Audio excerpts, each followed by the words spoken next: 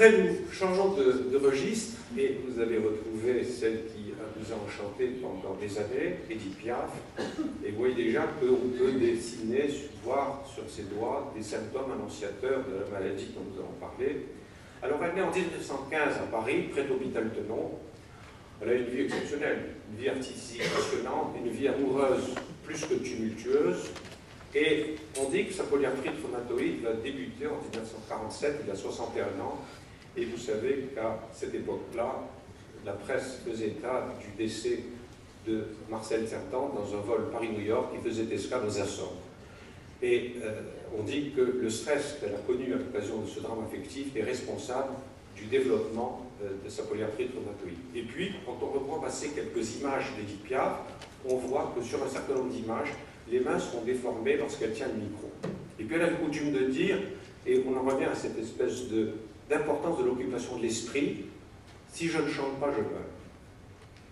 Alors, elle décède, et vous savez qu'elle a une vie tumultueuse, elle a eu des accidents de voiture, donc de nombreuses interventions chirurgicales, donc des douleurs liées à ces séquelles de fracture et à la polyarthrite. Et donc, elle s'adonnait à des addictions à l'alcool, à la drogue, à la morphine. Et elle va décéder d'une hémorragie digestive, et je m'en souviens parce que je passais d'internat ce jour-là, en octobre 63, le même jour que Jean Cocteau. C'est-à-dire qu'à Paris, ce jour-là, il y avait deux grandes manifestations funéraires, l'enterrement de Jean Cocteau et l'enterrement d'Edith Piaf. Autre personnalité sur laquelle je serai un peu bref, Montaigne, dont on dit qu'il était porteur de la garvelle, de la goutte, faisait des coliques néphrétiques, Sacha Guitry, qui a été réformé pour rhumatisme, Henri Bergson, qui a été porteur d'un rhumatisme polyarticulaire qui s'apparenterait possiblement à une polyarthrite rhumatoïde, et pour envoyer un clin d'œil à mon ami Philippe, il était soigné par le professeur Émile Aron à Tours, toujours vivant, qui est centenaire. Nicolas Paganini, dont vous connaissez les caprices et vous avez compris que pour pouvoir les exécuter, il fallait être d'une dextérité extraordinaire, était porteur de ce fait d'une maladie qu'on appelle l'hyperlaxité articulaire, ou peut-être d'une maladie d'Ehlers-Danlos qui affecte les articulations et le tissu élastique.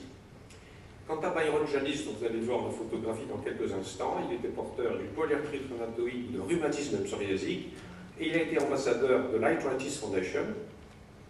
On le voit ici en train de jouer.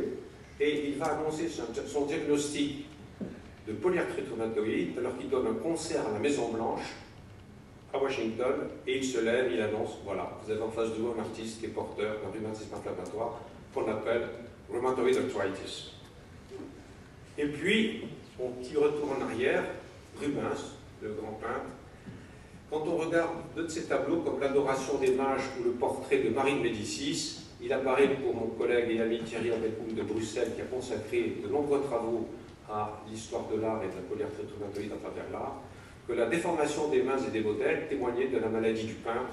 C'est ce qui transparaît à travers l'étude des correspondances échangées avec Rubens. Voici le portrait de Mme Vigée-Lebrun qui avait été effectué par Rubens. Et puis je terminerai par Christian Barnard, donc par la médecine, célèbre chirurgien cardiaque qui a vécu au Cap en Afrique du Sud et qui a été le père de la transplantation cardiaque, et il débute sa polyarthrite rhumatoïde alors qu'il est en train de poursuivre et de se spécialiser aux États-Unis à la fameuse Mayo Clinic à Rochester dans le Minnesota. Et il raconte très bien, on lui dit, mais vous savez, vous c'est pas grave, vous êtes médecin, vous vous en sortirez sûrement mieux que les autres, vous n'aurez aucun problème pour être soigné, vous serez au-dessus du panier. Donc, on voit ici sur la photo droite les mains déformées par la polyarthrite chez Christian Barnard, et puis il va écrire, on en arrive à l'importance de l'écriture et de se tourner vers l'extérieur, c'est ce qui va le soulager. Il écrit un livre qui s'appelle, que j'ai lu d'ailleurs, Mieux vivre l'arthrite. Et alors il raconte dans ce livre combien il a été tourmenté par le diagnostic de polyarthrite rhumatoïde, et en particulier pour les conséquences que cela pouvait avoir pour sa carrière médicale. Il a été l'auteur de ce livre, et dans cet ouvrage, il insiste sur l'importance de l'environnement psychologique du patient et sur les méfaits de l'introversion, et à l'opposé, donc sur l'importance de l'extroversion et du fait de se préoccuper du monde extérieur. Donc l'occupation de l'esprit est un excellent analgésique, et en parallèle des problèmes affectifs, lorsqu'il rencontre sa seconde épouse, la rencontre est entraîner la rémission de sa polyarthrite rhumatoïde, mais lorsqu'elle annonce qu'elle veut le quitter, vous avez compris que la maladie va récidiver. Et il faut observer l'importance de cette occupation de l'esprit avec le parallèle qu'on peut faire avec Primo Levi, rescapé des camps comme Georges Semprin, qui lui ne s'est pas suicidé comme Primo Levi, qui a voulu raconter trop tôt. Georges Semprin a écrit son livre à la fin des années 80, L'écriture ou la vie. Donc il a attendu un certain nombre d'années avant d'écrire, et c'est ce qui lui a sauvé la vie. Et voilà, donc... alors Louis Armstrong nous emmène aujourd'hui vers l'actualité.